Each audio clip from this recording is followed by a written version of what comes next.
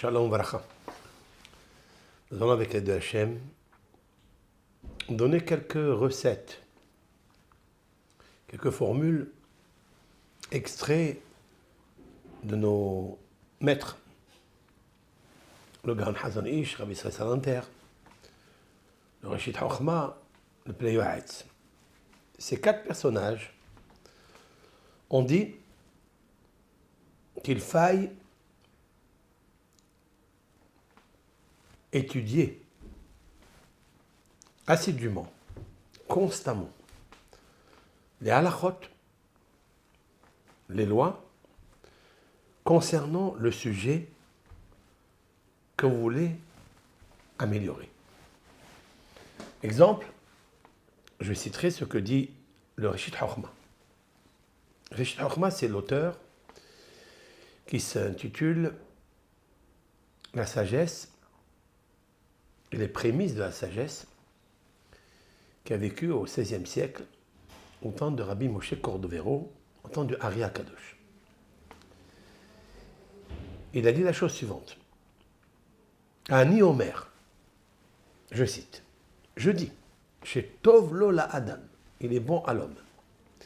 La Asot Zikaron Katser, de faire un petit résumé, un petit souvenir court, Al Anshe Hakaas, sur les causes des sanctions, des pertes du coléreux, donc sur la carence du Kaas, qui est la colère, Hagava, l'orgueil, ou Ma'alot A'anava.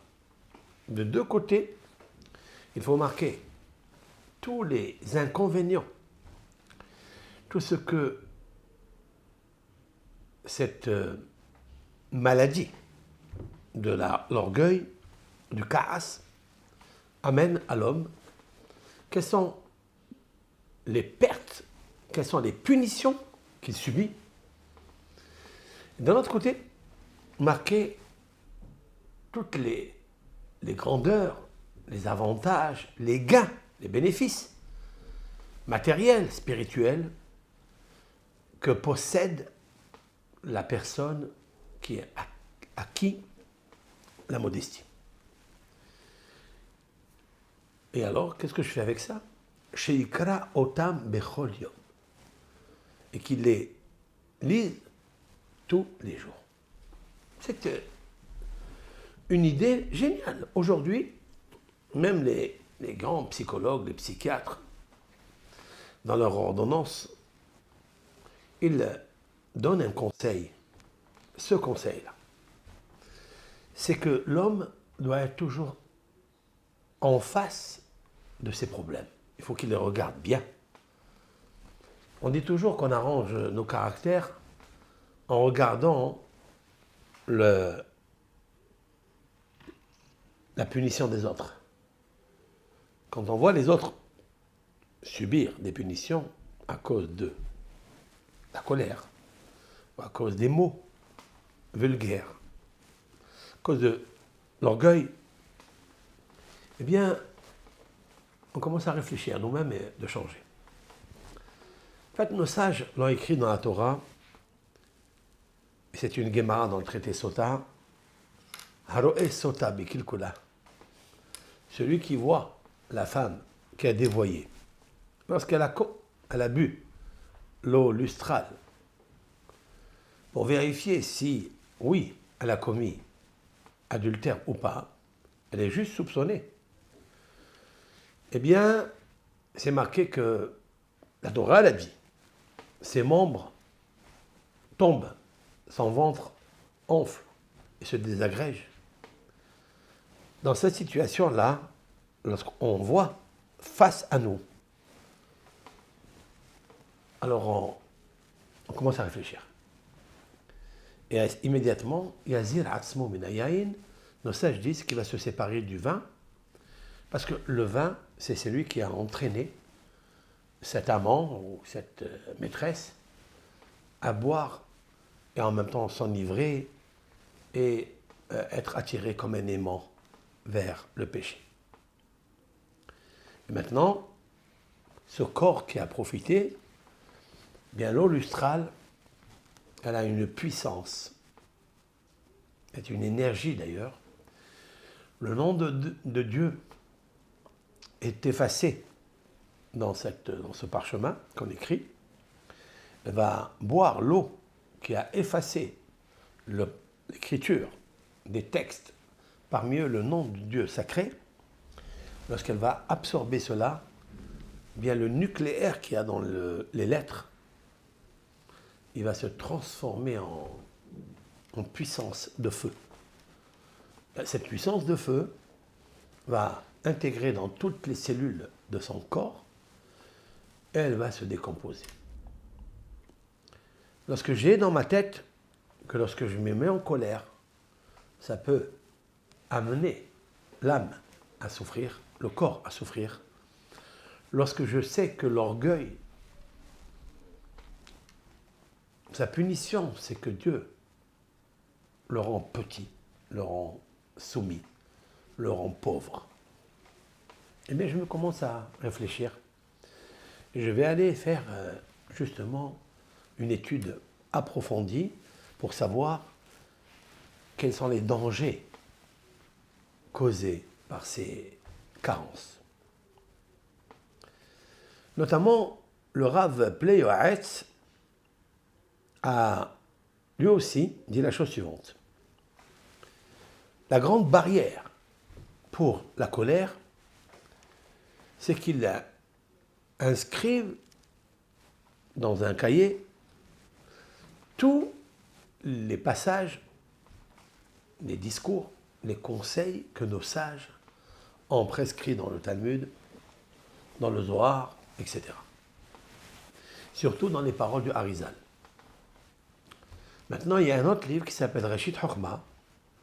Donc Rabbi Moshe Eliyahu Dividash, lui aussi, dans ses livres, il a énormément parlé des causes catastrophiques que peuvent causer la colère, la jalousie, etc. Et qu'est-ce qu'on doit faire avec ça? Tous les jours, on doit lire dedans.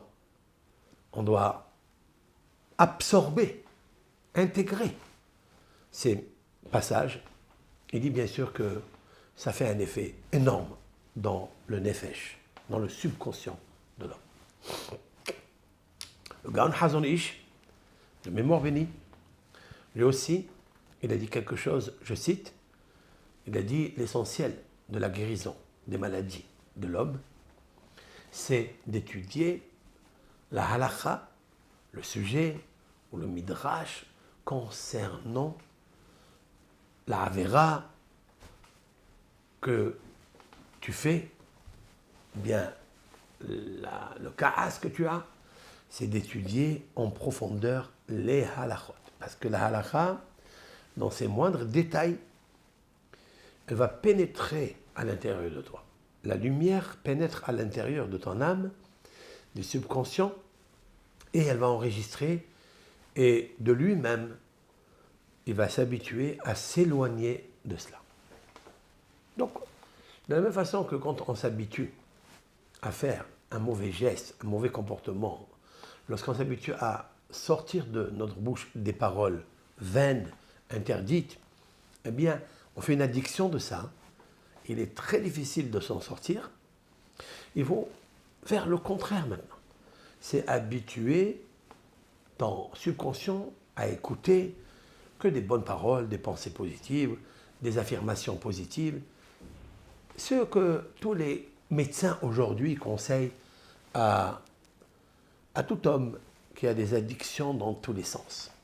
Donc on voit de là que si quelqu'un il veut travailler sur son Lachon Hara, il doit étudier toutes les lois du Lachon Hara dans les moindres détails. Qu'ils prennent ça vraiment à cœur.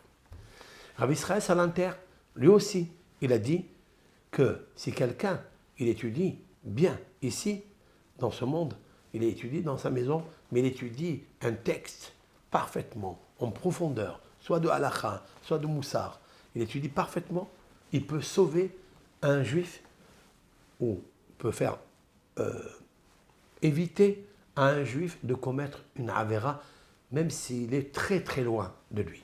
Parce qu'il y a une connexion énergétique entre toutes les énergies, puisque nous sommes une énergie. La Torah, ce n'est pas seulement une énergie simple, ce n'est pas un atome, c'est tous les atomes sont compris et inclus dans la Torah. Parce que la Torah, elle est nucléaire. Et donc c'est Dieu. Et Dieu, il est de partout. Donc si vous bougez les atomes qui sont dans les lettres de la Torah, par l'étude de la Torah, surtout par la vibration de ton cœur et sa ferveur, eh bien, ça agit dans le monde entier. Tout le monde peut comprendre, peut sentir qu'est-ce que c'est Internet, où tout le monde est lié avec tout le monde. Et on ne comprend pas comment. Ben, c'est très simple, c'est une énergie. Et les énergies se comprennent. Les énergies, ce n'est pas une création. Les énergies, ça n'est pas une force. L'énergie, c'est le monde, c'est l'univers. L'énergie, c'est Dieu. Comme il y a une particule de cette énergie de Dieu en nous, eh bien, quand on souffle, on vibre, l'énergie, elle se mouvemente, elle va dans tous les endroits. Donc, si j'étudie convenablement, je peux, avec l'aide de Hachem, réparer les autres. Maintenant, à plus forte raison, si moi, j'ai fait une addiction de telle et telle carence, de tel et tel fait, mais si je veux enlever ça, il faut faire le contraire. Il faut étudier ce que nos sages ont écrit dans les livres concernant cette carence ou concernant cette midara. Eh bien, ce trait de caractère, il sera réparé de facto. Tu te sentiras éloigné de facto de cette avéra-là, parce que tu as habitué ton corps, ta neshama, surtout le subconscient, à recevoir une nouvelle information. Donc pour ça, bien sûr, il faut prendre ce disque qui est ancien chez nous, avec une application, une version tellement rayée, le prendre, le jeter et renouveler une autre énergie, puisque nous sommes énergie. Et la création ne s'arrête pas de créer pour vous. Donc rentrez dedans et faites-le. Ça, c'est une petite préface pour la suite. Donc moi, j'explique que, en fait, cette idée-là de répéter instamment que cette halakha, cette loi, cette histoire que j'ai entendue, qui m'a fait du bien, je dois l'écouter, la réécouter, la réviser dans ses moindres détails. Et alors, je comprendrai tout.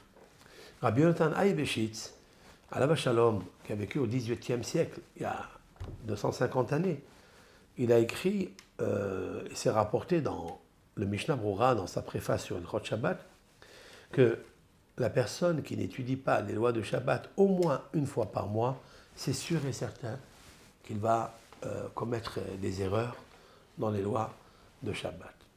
Pourquoi ? Parce qu'elles sont tellement nombreuses, il y a beaucoup de détails, et on est à même dans la nourriture, quand on mange, etc. Combien de lois il y a dans la nourriture, qu'il ne faut pas être boraire, qu'il ne faut pas enlever le déchet avant d'enlever l'aliment consommable, il faut faire le contraire. Il y a beaucoup de halachot qui concernent ce qu'on appelle brira. Ça veut dire de ne pas séparer le déchet de la nourriture, de la chair que l'on consomme. Et il y a beaucoup de halachot dans la pastèque, dans le poisson avec les arêtes, etc. Celui qui n'étudie pas bien ça, celui qui n'étudie pas bien les halachot de Mouktsé, c'est-à-dire les objets qu'on n'a pas besoin pour Shabbat et qu'on n'a pas préparés avant le coucher du soleil vendredi, ben, il est interdit de les déplacer. Il y a des lois et des lois dedans, les couteaux, les fourchettes, les marteaux, etc., etc. Et tout ça, si on ne révise pas, pour bien sûr les Béné Israël qui veulent être complets, parfaits et s'attacher à l'Éternel qui a créé toutes ces lois, ce n'est pas seulement une contrainte, ces lois. Ces lois, c'est de l'amour. Lorsque vraiment on étudie bien ces halachot, on sent qu'il y a quelque chose qui commence à vibrer en nous, quelque chose d'incompréhensible.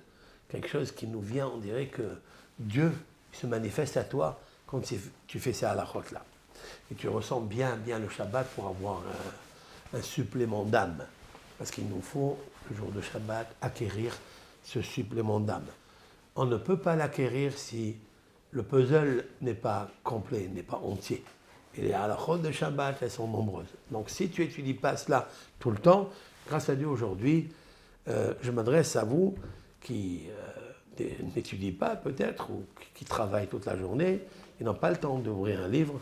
Vous pouvez aujourd'hui aller dans les bibliothèques, dans les librairies, se procurer des livres dans tous les domaines.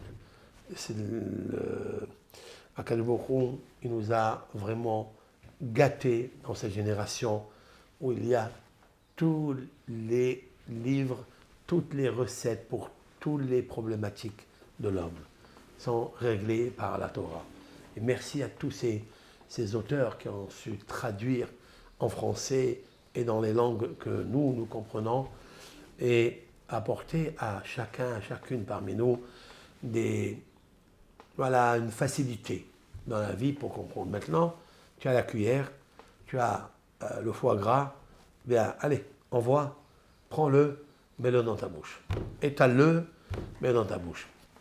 Ne dis pas, je vais écouter un cours dans une vidéo. Non, non, va toi-même, prends-le, essaie de t'intéresser, mets ton sechel, mets ton conscient, ton super mental, mets-le à l'intérieur, surtout ton cœur, qu'il soit en ferveur, qu'il soit dans le sérieux quand il étudie la chose.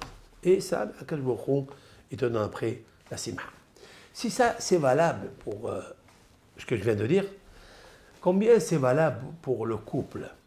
Le couple, c'est ce qui nous intéresse aujourd'hui, c'est pas seulement que le couple, il doit être parfait, il doit être complet, mais aujourd'hui, c'est pas ce qu'on trouve. Aujourd'hui, on voit pas ça. Aujourd'hui, les statistiques nous donnent et combien de gens sont seuls, combien de gens sont divorcés, combien hommes, femmes, combien de gens se sont remariés 2, 3 fois et ça ne marche pas. Combien de gens ne sont pas encore mariés, leur mazal est coincé. Tout ça, il faut, avec l'aide de Hachem, cas par cas, parce qu'on ne peut pas réparer le monde entier. Mais moi, je m'adresse avec tendresse à chacune, à chacun parmi nous. Qu'est-ce qu'il faut pour qu'un couple se maintienne, pour qu'un couple se construise? Qu'est-ce qu'il faut pour ne pas arriver à l'échec du divorce? Et quel divorce? Pas l'amiable, divorce avec beaucoup de contraintes juridiques, etc. Où on va se battre. On est constamment dans le combat de la déchirure et les avocats et la perte. Toutes ces pertes-là, d'où ils viennent? Toutes ces pertes-là, ils viennent d'une seule chose. C'est que, en fait, il y a un amour mal installé. Il y a un amour qui n'a pas été bien, en bonne condition, qui n'est pas bien catalysé. Voilà. Toutes les naissances des caractères désagréables, des carences négatives qu'il y a eu, la colère, l'orgueil, les mots, les verbes, les insultes, les offenses, les déchirures, jusqu'à ce qu'on arrive à donner le dos à dos, on est venu comme à la création. Avant de créer Adam et Ève, ils étaient si à moi. Et après, il les a mis en face l'un de l'autre, il leur a dit si à moi. En 3 mots, il leur a dit allez maintenant regardez-vous, concentrez-vous, regarde bien ce que tu choisis. Est-ce que vraiment c'est celle-là que tu veux? Ou bien c'est pas celle-là que tu veux, mais juste tu veux profiter d'elle, ou tu veux profiter de lui, de son argent, de son corps, de sa beauté, etc. etc. Ce qui nous arrive dans le monde, et avec sans maturité. D'accord? On prend des décisions rapides qui nous amènent à ces catastrophes-là. Mais si on est déjà dedans, alors qu'est-ce qu'il faut réparer? Comment il faut réparer les choses? Alors, j'ai déjà écrit quelque chose qu'en effet, il faut s'asseoir avec le conjoint et écrire ensemble quels sont les défauts, quels sont les points faibles que nous vivons ensemble dans cette maison. C'est ça qui déclenche la guerre, qui déclenche les combats, qui déclenche les peines et les souffrances. Il faut.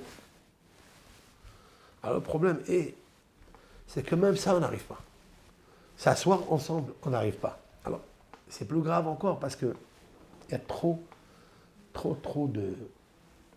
d'informations qui traversent nos esprits, que nos yeux regardent toute la journée. Et donc ça, c'est impossible. C'est impossible d'aider le couple à se construire. On ne peut pas peut-être s'imaginer que l'un, il est attaché peut-être à une autre femme, et elle pense toujours à un ex ou à son premier mari, et que tout ça, ça revient. Tout ça, ça revient dans le couple. Et en fait, c'est ça. On n'a pas nettoyé, on n'a pas accepté de nettoyer, de pardonner et d'oublier. Et c'est la raison pour laquelle il y a des grosses difficultés dans le couple. Comment arranger la chose? Vous pouvez aller chez des médecins, vous pouvez aller chez des psychiatres, des psychologues, mais ça ne sert à rien. Pourquoi?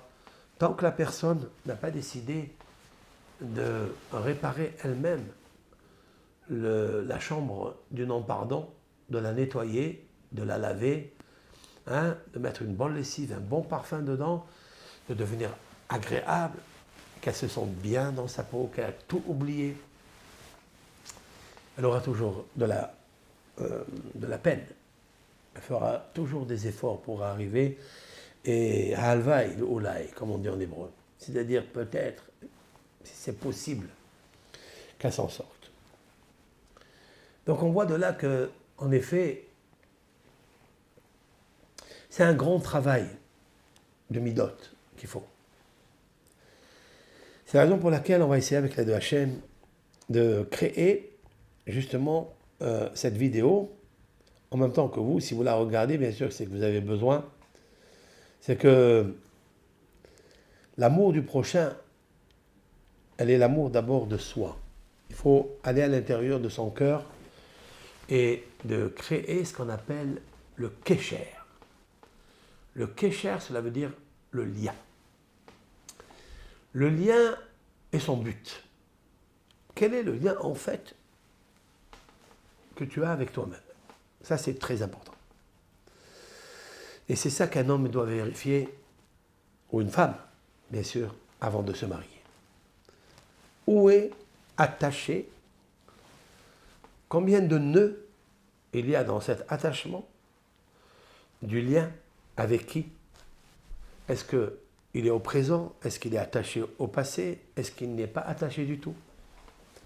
Il faut qu'il y ait ce qu'on appelle un kécher entre l'esprit, c'est-à-dire le subconscient, j'allais dire ici, et le cœur. Ce sont le mariage mystique, parfait, entre l'un et l'autre. S'il y a un dysfonctionnement, donc il y a un déséquilibre. Les mouvements, les comportements déséquilibrés de l'extérieur ne proviennent que d'un déséquilibre intérieur. Le déséquilibre intérieur, c'est-à-dire qu'il n'y a pas eu de lien authentique, cohérent entre l'esprit et le cœur. Et ça, la plupart des gens sont dans ce piège.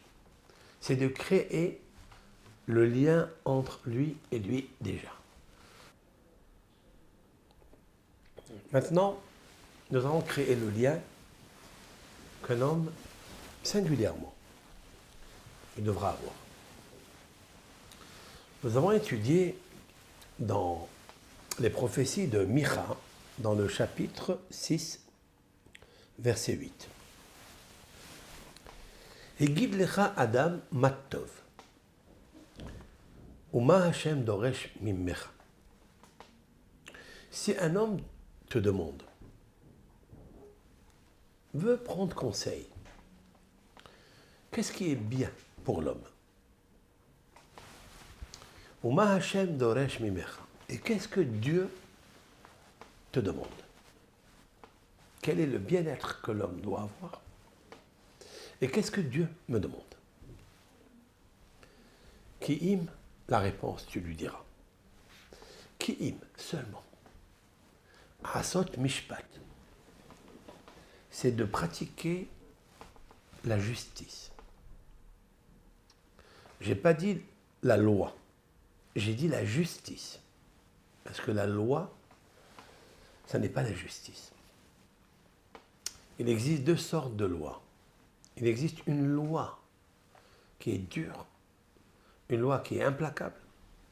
Mais il existe la justice, c'est de faire la différence dans cette loi dans ce verdict que vous allez prononcer. Il faille qu'il y ait un peu de miséricorde, un peu de compassion. C'est ce que j'appelle mishpat rahamim. Ça veut dire de regarder le pour et le contre, pas seulement lorsque vous allez jeter un jugement sur quelqu'un, c'est de voir son entourage aussi. C'est-à-dire la justice, avec justesse. Et ça, c'est donné à Hachem Yitbarach. Mais comme il est dit qu'un homme, il doit apprendre des traits de caractère, des comportements de Dieu, de la même façon qu'il est, lui, compassion, toi aussi, ben, tu dois apprendre le mishpat.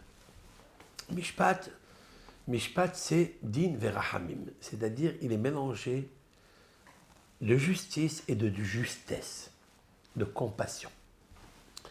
La deuxième chose que tu dois savoir, qu'est-ce que Dieu veut de toi, qu'est-ce qui est bon pour toi, ahavat hesed, c'est d'arriver à acquérir l'amour de la charité, d'être bon, d'être charité, d'être un humain.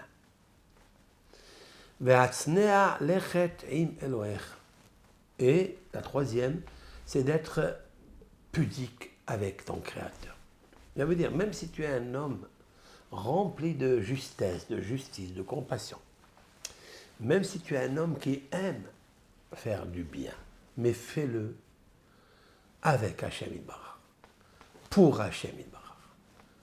Voilà, ce sont des choses extraordinaires. Ça veut dire qu'on peut être justesse, on peut être un amoureux de la charité, de la bienfaisance, mais on peut être aussi orgueilleux. Rien n'empêche l'autre, au contraire. Ça va attirer sur toi une certaine prestance, certains privilèges, de te montrer quand tu vas faire le hesed, ou tu vas l'indiquer à tout le monde. Tu vas envoyer sur tous les réseaux, voilà ce que je suis en train de faire. C'est bien un hesed, j'aime le hesed, j'aime la justice, mais tu n'aimes pas encore Dieu. Mais tu n'aimes que toi-même, qu'à toi, à l'intérieur de toi. Tu veux montrer aux autres que ce que tu fais. Et cette idée, elle infirme et ton amour du hesed, parce qu'il devient ton amour propre à toi, et aussi ta justice ne sera pas une justesse, elle sera une loi. Et quand il y a la loi, alors l'orgueil se réveille. Parce que je me dis, comment il m'a dit cette parole alors que moi je fais du bien? Regarde ce que je fais.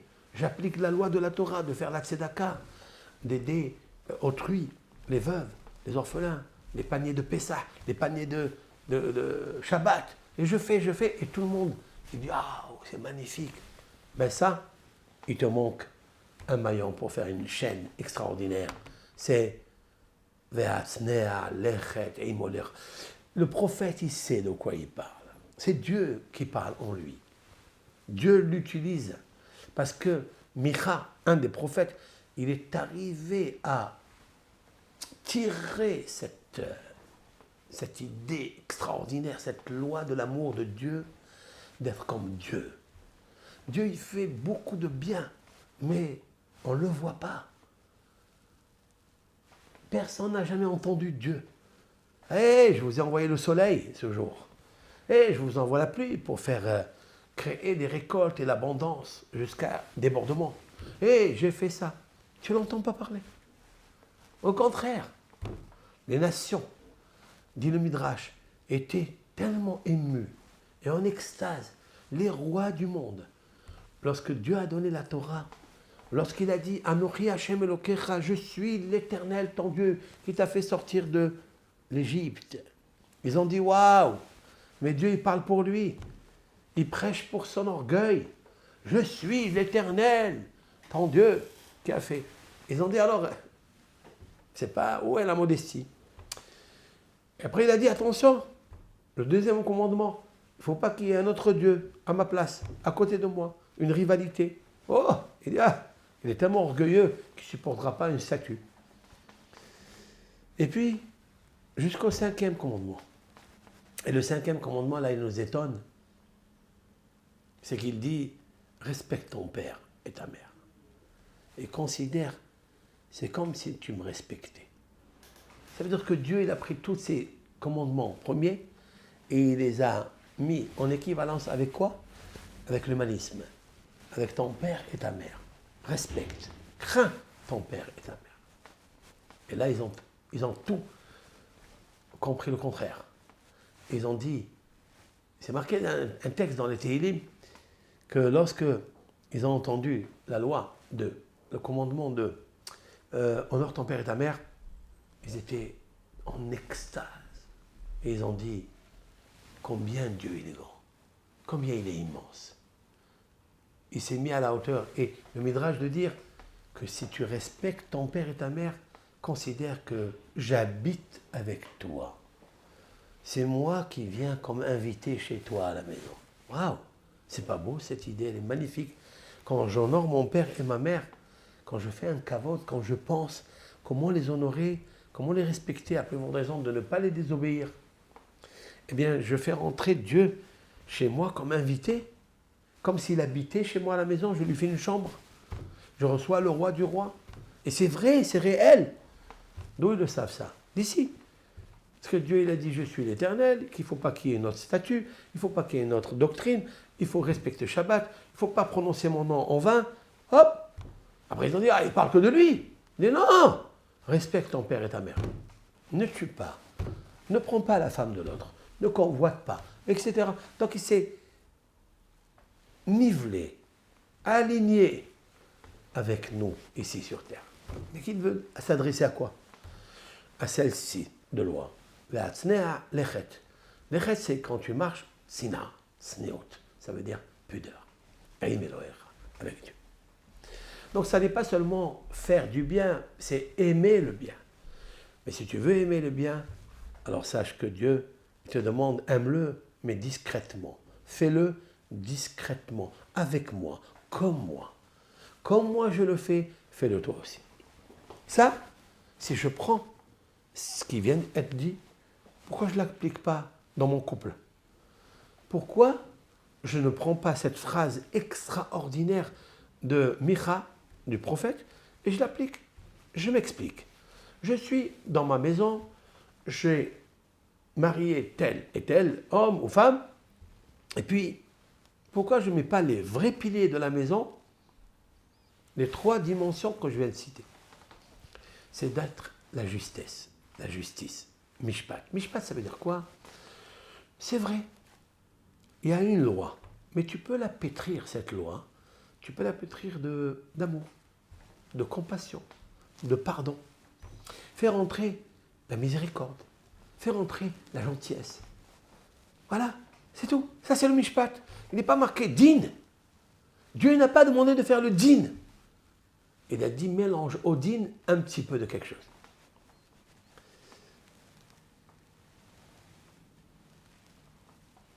Nous allons développer ce sujet-là. C'est-à-dire qu'en fait, des fois, la Torah nous a marqué des lois, et ces lois deviennent des limitations. Et on pense qu'en fait, c'est ça que Dieu veut. Mais on ne les a pas comprises. Je vous donne un exemple qui me vient à l'idée, c'est que mon cher Rabbeinu, Dieu lui demande de faire sortir le peuple d'Israël. Ok. Le peuple d'Israël, ça fait des années qu'il souffre, 210 ans de souffrance, il y a des millions d'êtres humains qui souffrent. On jette leurs enfants dans les Nils, on les noie et on les tue. Et les parents souffrent et ils pleurent. Ils sont amers. Comme nous le savons. L'histoire de Pessah. Lorsque vous savez qu'il y a des gens qui souffrent, oui, et Dieu l'Éternel, il dit à son prophète, allez, prends ton bâton avec toi et va faire les miracles et fais-moi sortir ce peuple. Il n'a pas peur du pharaon, du tout, parce qu'il sait que Dieu lui parle. Il est convaincu. Lorsque vous faites face à votre ennemi, vous dérobez ses flèches. Et donc, fais face au pharaon. Et Moshe Rabbeinu est tout à fait d'accord avec ça. Mais il a un problème. Il dit, est-ce que vraiment Dieu, il veut ça? Puisque ce qu'il me demande Dieu, c'est contraire à ce que mon sentiment ressent. Mon sentiment est la reconnaissance. J'ai un beau-père, Jéthro, qui m'a reçu lorsque j'étais en fuite du pharaon lui-même. Et il m'a hébergé chez lui. Il m'a ouvert sa porte, il m'a donné du pain, il m'a donné de l'eau, il m'a donné sa fille. Et je lui ai promis que je resterai avec lui tant qu'il ne me donne pas la permission. Je devrais aller lui demander la permission d'abord, puisque je dois annuler mon vœu. Alors, ici, il y a un problème. Qu'est-ce que nous enseigne Moshe Rabbeinu? Moshe Rabbeinu nous enseigne que même s'il y a la loi, même s'il y a le commandement, même s'il y a la dogmatique, Dieu lui dit, tu vas sortir le peuple d'Israël. Donc c'est Dieu qui parle. Mais Moshe Rabbeinu, dans son cœur, il ressent que ce n'est pas possible que Dieu il soit le contraire de la racine de la Torah. La racine de la Torah, c'est la reconnaissance, c'est l'humanisme, c'est l'amour, c'est de tenir à accomplir ta parole. Et ça, c'est le mishpat. Le mishpat, c'est une loi qui n'est pas une loi, qui est une grâce. C'est ne jamais être sous la loi, c'est d'être sous la grâce. Et la grâce, c'est ce que ton sentiment qui ne te trompe jamais. Quand ton subconscient a enregistré quelque chose de beau, de noble, comme tel monsieur Yitro m'a fait du bien, m'a hébergé, je devrais lui donner toute mon âme. Même si Dieu il m'a parlé, la traduction de ce commandement doit être différente. Et je dois dire, non, c'est pas ça qu'il a voulu Dieu. Parce qu'il ne peut pas être contraire aux lois de la bonté. Et donc c'est ça le mishpat. Donc c'est une justice, c'est un esprit, mais un esprit pétri dans le miel, dans l'amour. Il y a plusieurs exemples comme ça. Qu'on a vu que Moshe Rabbeinu lui a dit Hachem, frappe le Nil. Il n'a pas frappé. Pourquoi? Parce que Dieu, il ne peut pas lui dire de frapper un élément qui l'a sauvé lorsqu'il était sauvé des eaux par Bathia, la fille du Pharaon. Alors que les eaux étaient tumultueuses, il aurait pu se noyer. Mais non, Dieu l'a sauvé. Ça veut dire quoi? Mais Dieu lui a dit de frapper. Il a voulu lui dire, il m'a dit de frapper. Ça ne veut pas moi, c'est juste qu'il y ait cette résultante, que l'eau soit frappée pour produire le prodige.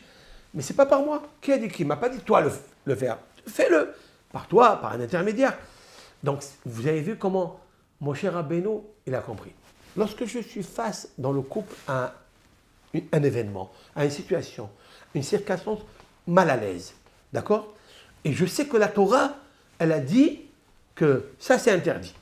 Et tu vois, le conjoint, il le fait. Qu'est-ce que tu dois faire? Tu éclates, tu exploses. Et tu te mets en colère. C'est archi faux. Il n'y a rien à se mettre en colère.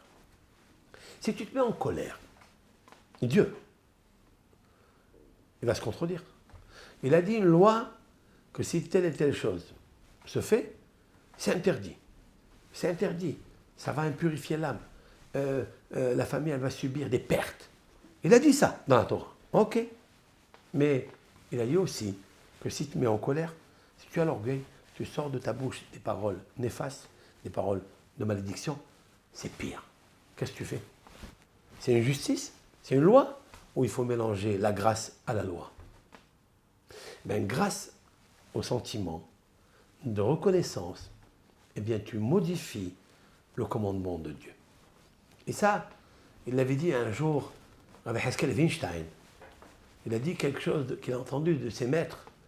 Il a dit, même si on m'annonce que je suis le Mashiach, si je dois, à cause de ça, faire du mal à un prochain, j'abdique et je renonce à être le Mashiach. Ne t'attends pas à faire quelque chose de grandiose, oui, d'accord, dans ton quartier, ne t'attends pas à ce que Dieu il accepte ce que tu es en train de faire. Ne t'attends pas. C'est déjà signé, consigné par la Torah et de Moshe Rabbeinu vis-à-vis de Aaron. Il n'a pas voulu lui enlever sa place alors qu'il était lui le dirigeant spirituel, le prophète. Tout le monde s'adressait à lui parce que Dieu s'adressait à lui 3 ans avant Moshe Rabbeinu. Eh bien, Moshe Rabbeinu n'a pas accepté d'aller être le libérateur number one lorsqu'il va enlever cette place à Aaron. Et pourtant, des millions de personnes qui souffrent sous le creuset égyptien. Peu importe, ce n'est pas ce que Dieu il veut. Qui se débrouille Dieu. Moi, je ne dois pas vexer, je ne dois pas enlever le prestige, je ne dois pas enlever la noblesse de mon frère Aaron. Combien de yeshivot, combien d'établissements, d'écoles, combien de Beth Midrash se sont fracassés, se sont détruits littéralement. Pourquoi ? Et pourtant, il y avait beaucoup d'élèves. Et pourtant, il y avait la richesse. Pourtant, il y avait l'abondance. Pourquoi ? La réponse est, c'est que la première pierre de fondation qu'on a mis pour construire l'immeuble, elle était une pierre de fondation qui a mis une pierre dans le corps de l'autre. Je fais malgré ce que tu souffres. Et on ne connaît pas les conséquences qu'elle peut entraîner, cette pierre de fondation. C'est l'écroulement total du fondement. Et pourquoi ? La reconnaissance. Et pourtant, Dieu nous a dit de faire du prosélytisme, d'arroser, de diffuser la émouna. C'est ce que Dieu il a dit, ramenez mes enfants à Dieu, ramenez mes enfants au palais. Pourtant, Dieu il a dit ça. Oui, il a dit ça. Mais tu dois le faire sainement. Lorsque tu vas t'assurer que lorsque je vais faire cette bombe atomique, cette nucléaire, qui n'est pas des projectiles qui vont aller toucher l'œil ou le cœur tout court de l'autre. C'est ça, la Torah. C'est ça le mishpat. Et bien toi aussi. Bon, ta femme, elle n'a pas fait attention. Elle a acheté un produit, par exemple, où il y avait un peu de vinaigre pas cachère dans le produit, ou bien des fois des jus d'orange. Il y a des mélanges, il y a des raisins à l'intérieur. Et lui, le mari, il est kolelman, ou il est rabbin, c'est le rabbin de la communauté, et il fait très attention, et tout le monde sait qu'il est mahmir, qu'il est très sévère dans tout ça. Et il rentre à la maison, et sur sa table, il y a ce jus de mélangé, et il voit, il dit, mais qu'est-ce que tu as fait ? Et la colère, elle s'enflamme. Pourquoi cette colère ? Elle a une raison. Mais bien sûr qu'elle a une raison. Quelle raison elle a ? Si je mange ça ou si tu donnes ça à ton fils, tu vas lui souiller son cœur. Il ne pourra plus comprendre. Il y a des raisons très valables. Qu'est-ce qu'on doit faire ? La loi. Quelle est la loi ? Qu'est-ce qu'elle dit la loi ? La loi, elle dit, à cause de ça, tu peux avoir des pertes à la maison. Et alors, paf, il se met en colère. Et il injure, et il maudit, et il se fait, même il frappe des fois. Pourquoi ? Au nom de Dieu. Mais Dieu n'a jamais dit une chose pareille. Elle a pu se tromper.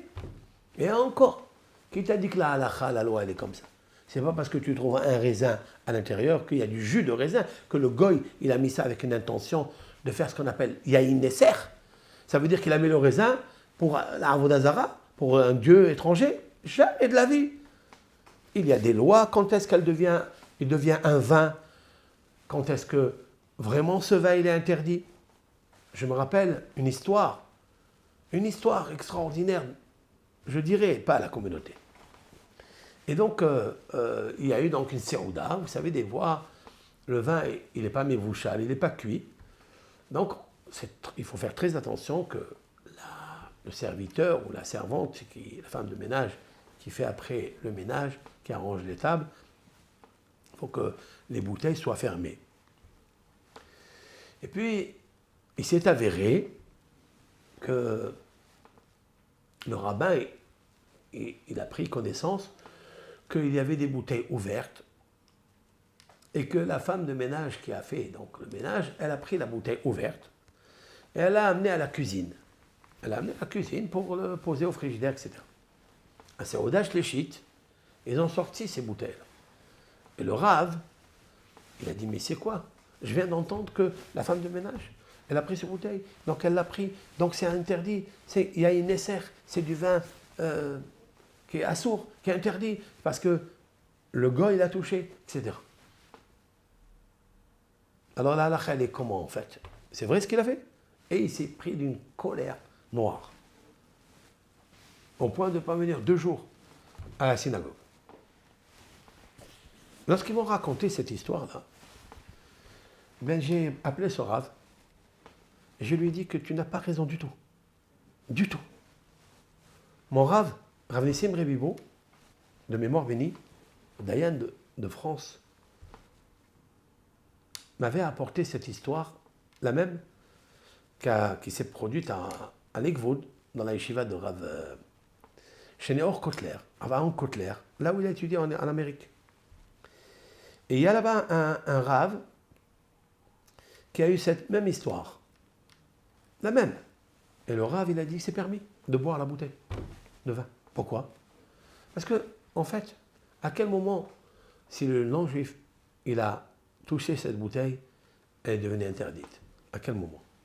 S'il a pris la bouteille, et avec concentration, il a bougé la bouteille, là, c'est comme s'il faisait un acte pour la sacrifier à un dieu étranger. Mais ici, la femme de ménage, elle fait son travail. Elle prend des bouteilles de Coca-Cola, de l'eau, elle amène tout ça dans la cuisine, sans aucune intention. Aucune. Donc il n'y a aucun interdit. On peut le boire. Moi, je lui ai apporté une preuve du Shulchan Aruch. Le Shulchan Aruch, il dit, vous êtes avec un non-juif en restaurant pour une affaire. Et le vin, il n'est pas mévouchal, il n'est pas cuit, donc il ne faut pas qu'il le touche. Oui? Et voilà que, par inadvertance, le goy a pris cette bouteille de vin devant vous, il a voulu voir la marque du vin. Et depuis quelle année est né ce vin? Et il s'est dit, tiens, 2007, waouh, il a telle année. Donc il est content. Puis il l'a posé. La question de savoir, est-ce que le juif, il peut reboire de cette bouteille, puisque le gars, il a levé, il a bougé. La réponse est que oui, il peut boire. Pourquoi? Il dit, quand quelqu'un il lève, ça n'avait pas avec une intention de bouger le vin, pour l'Avodah Zara. On connaît la raison pourquoi il a levé.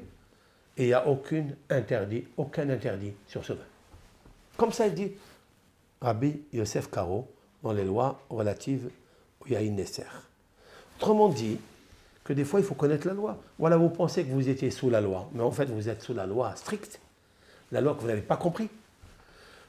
Avant de dire quelque chose, il faut connaître les détails, les raisons pour. Donc, se mettre en colère, ça, c'est sûr et certain que tu fais une avera, à 100%. Et celui qui se met en colère, eh bien, il est un vrai idolâtre. Ce n'est pas qu'il sert l'idolâtrie, c'est que lui-même, c'est une idole. Parce que pourquoi il se met en colère? Qui tu es, toi? Et surtout, tu as affligé l'autre. Et tu n'as pas raison en plus. Alors c'est ça. Et ce Rav avait demandé la mehila à sa communauté, pourquoi il s'était pris de cette colère, etc. Et j'ai appris ça de Harambam, Maïmonide, à la Shalom. Maïmonide, l'histoire que je vous raconte, elle est rapportée dans le Me'am Lo'ez de Rabbi Yaakov Kouli. C'est un homme cool. Et pour ne pas que les autres coulent et roucoulent, je vous raconte cette petite anecdote. Il y avait un jour un converti. Il s'est converti au judaïsme. Et par rapport à une halakha qu'il avait demandé à un Rav, le Rav s'est mis en colère. Il lui a dit, mais qu'est-ce que tu es en train de faire? C'est à une Nesser. C'est un vin qui interdit la Avodah Zara et tout. Pourquoi? Parce qu'il y avait un compagnon à lui qui était arabe. Et cet arabe-là, il a touché le vin. Un musulman qui était camarade d'un converti, qui maintenant, il suit et pratique les lois de la Torah, avait consommé ensemble un repas, et parmi le repas, il y a une bouteille de vin non cuite, non mévouchal, donc le non-juif ne doit pas la toucher. d'après la loi de la Torah. Ça n'est pas parce qu'il est sale, hein, c'est parce que s'il est idolâtre, la Torah l'interdit. Aujourd'hui, dans le monde, on se rend compte que l'idolâtrie, elle est caduque, qu'il n'existe pas cette idolâtrie. C'est juste une tradition ancestrale que les enfants ont eue de leurs parents, qu'on leur a raconté, etc. Mais si vous venez à voir, aujourd'hui, il n'existe pas l'idolâtrie. C'est pourquoi un vin qui a été touché par un non-juif n'est pas un vin interdit jusqu'à ne pas le vendre. Le consommer, c'est interdit. Mais à cause de quoi il est interdit? C'est pas parce que le non-juif, qui est un être humain comme toi et comme moi, il l'a sali. Il n'y a aucune saleté, aucun microbe. Et alors pourquoi c'est interdit alors? C'est interdit parce que, de peur de mêler à tes gestes dans ce vin un dualisme entre Dieu, unique, à qui on doit servir. Shema Israël, Hashem Elokeinu, Hashem Echad, le Dieu unique, seul, il n'y a aucune force autour de lui, et que tous les pouvoirs sont dirigés par le seul et unique pouvoir de Dieu. Nous avons peur que telle personne qui a reçu une éducation sans la comprendre, je dis, elle peut être pétrie d'une idée d'idolâtrie. Voilà, c'est tout. Voilà. Donc ce converti s'est installé avec un arabe, un musulman. Ils ont mangé, et voilà que le musulman a touché cette bouteille, il s'est servi. Et là, c'est un peu plus grave. Il s'est servi.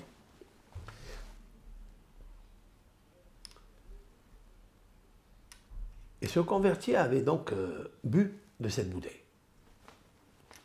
Et il demande à son rabbin, il lui dit, voilà ce qui s'est passé, Rav, voilà. Et le rabbin, il s'est mis dans une colère noire.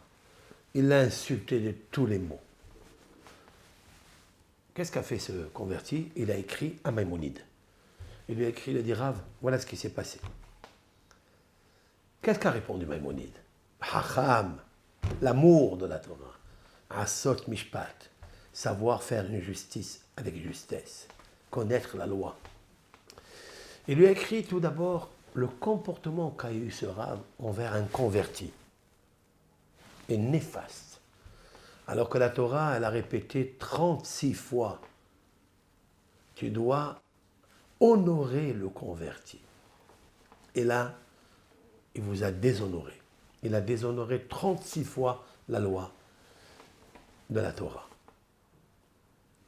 La deuxième chose, il lui a dit, si c'était un non-juif, un chrétien, qui eux sont de l'époque, hein, je suis en train de revenir à l'époque, qui sont, ils consacrent du vin à la Avodazara, à l'idolâtrie, etc.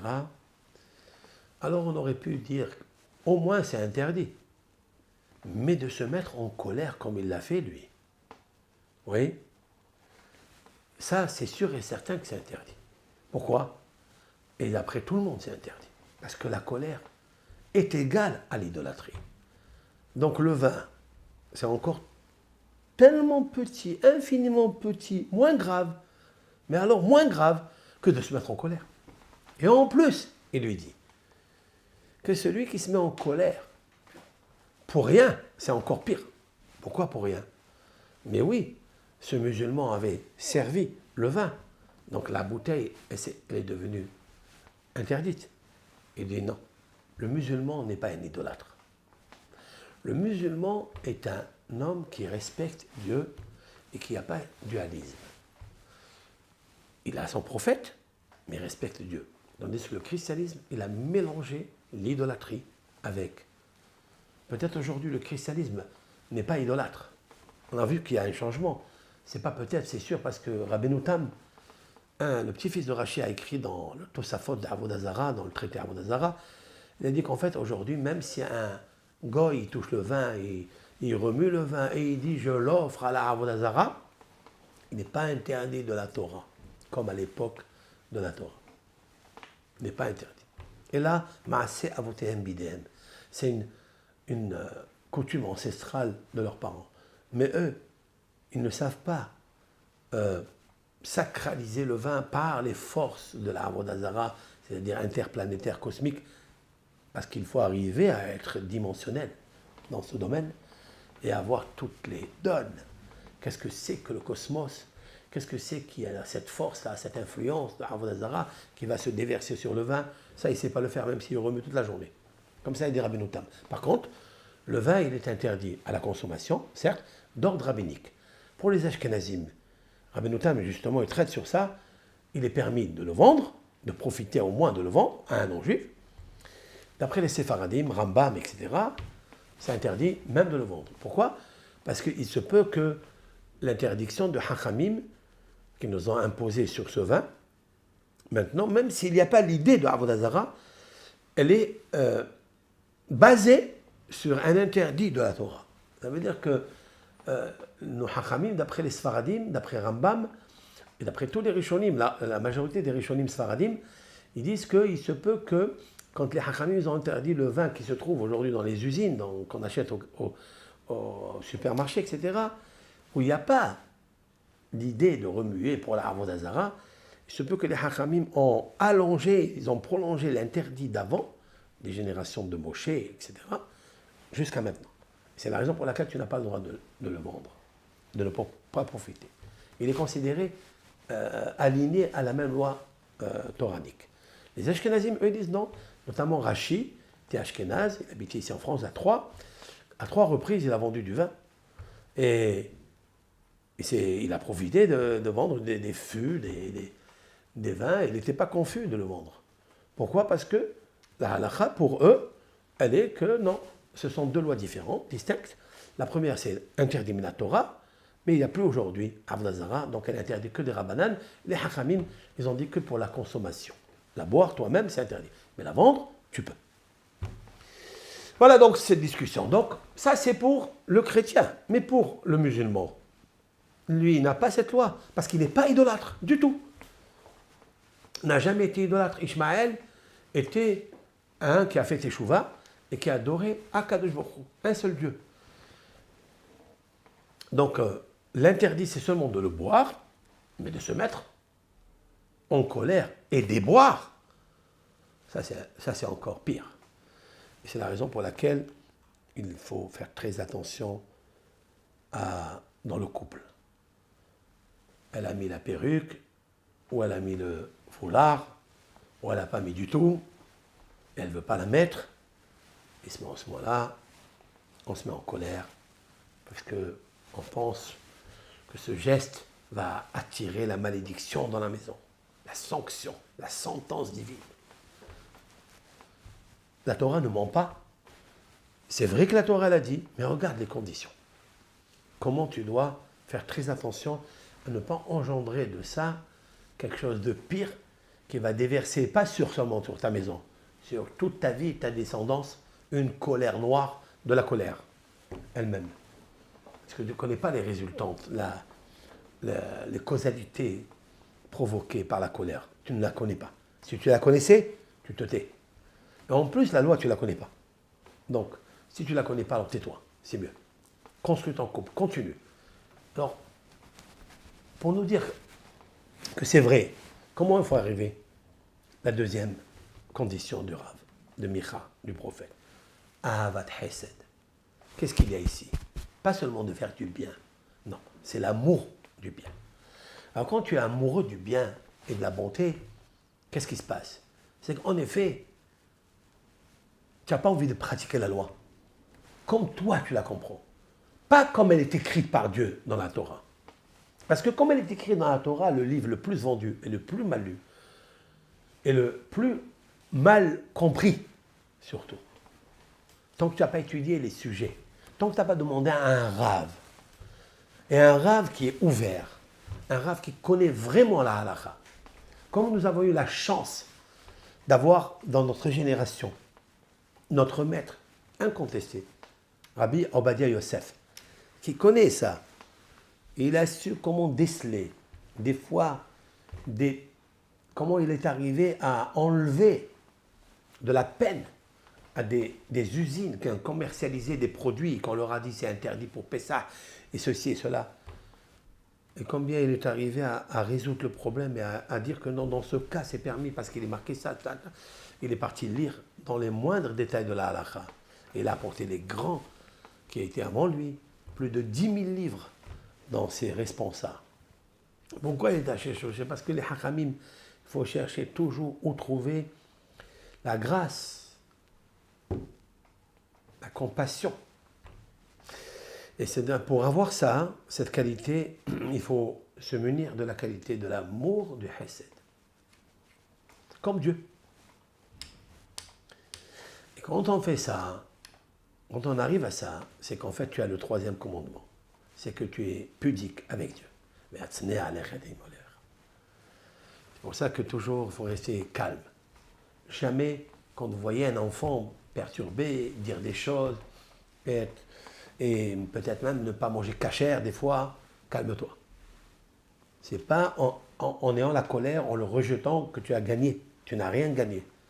Pas seulement que tu n'as pas gagné, c'est que tu as tout perdu. Les pertes sont énormes.